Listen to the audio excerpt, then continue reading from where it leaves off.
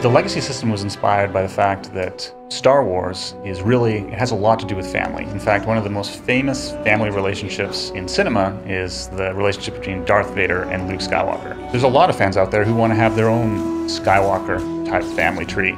And the ability to create your own last name and to create essentially your own family dynamic, I think is going to appeal to a lot of players. No one's really ever done a system where your characters have these ties. People sometimes like to imagine that their characters are related to each other, but it's been a part of our design to actually really make that official since the very early stages of the game. In our system, you can actually build sort of that relationship tree and say, hey, this guy was the parent to this guy, and this guy was the brother to this guy, and this guy was the ally to this guy, and sort of get a map of how your legacy all relates to each other. There is a ton of content that you're not going to see on a single character, with different things that are coming everywhere from the flashpoints, the 8 different storylines, and all the different information, and the legacy is a way to tie everything together.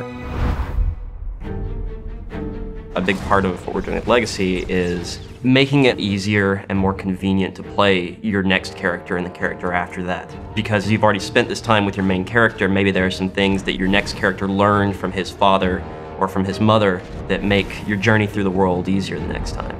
You gain legacy experience points from doing the same activities that you gain normal experience points from. And those legacy experience points gain you legacy levels. As you go up in legacy levels, you unlock new abilities, you gain the ability to purchase other abilities, and these abilities change how you can play the game. Getting social points in the legacy system will now give you roleplay emote packages. So we went through the entire game and we found every great piece we had, and then we created some new ones. One of the things that we wanted the legacy system to do was have a little bit there for all the different type of players. And role-playing is no different. One of the most exciting things we're doing is species unlocks, which allow you, if you take a character to level 50 with a given species, then you'll be able to roll your next character as that species. So if you take a Sith Pureblood to level 50, you'll actually be able to roll a Sith Pureblood Smuggler or Jedi Knight because your father was a Sith, and so even though your character's on the Republic side, he's a Sith Pureblood. We're doing that for every race and class combination. If you hit certain benchmarks in your class player story, we're going to give you unlocks. That, for example, might allow you to, I don't know, force choke somebody while you're playing an agent. And we're going to have some good controls on that to be sure that it's mostly fun and mostly, kind of toys, but at the same time, we really want to add some flair to the experience. It allows you to live out that fantasy, and I know a lot of fans have this fantasy of when you have someone who's not a Jedi or a Sith, but has an affinity for the Force. So if you create a bounty hunter that's a part of the legacy system where you have a high-level Jedi Knight, that bounty hunter might be able to use certain Force abilities that his parents had access to.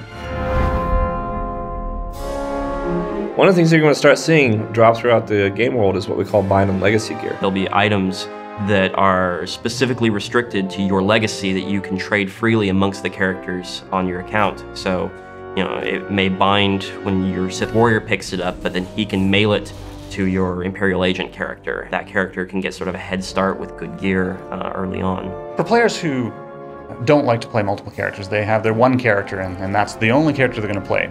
The legacy system still has benefits to them. You still gain legacy experience points, you still gain legacy levels, and those will still give you unlocks. I think I'm most excited about getting to see what combinations of unlocks people get and seeing these characters out in the wild. I'm excited to see Sith Purebloods on the Republic side and Chiss Jedi Knights and see what players come up with as their personal fictions for how this came about. We are constantly looking for ways to expand the legacy system. Not only new abilities that we can have, just new ways that we can bring legacy into the whole system. So this next version of the legacy system you have is really just the beginning. The legacy system is something we're going to support for years. We have a team that's entirely focused on continuing to add new abilities, new perks, and some other secret stuff I can't really give details about right now. But suffice to say, you're going to see new stuff in the legacy system for many, many months to come.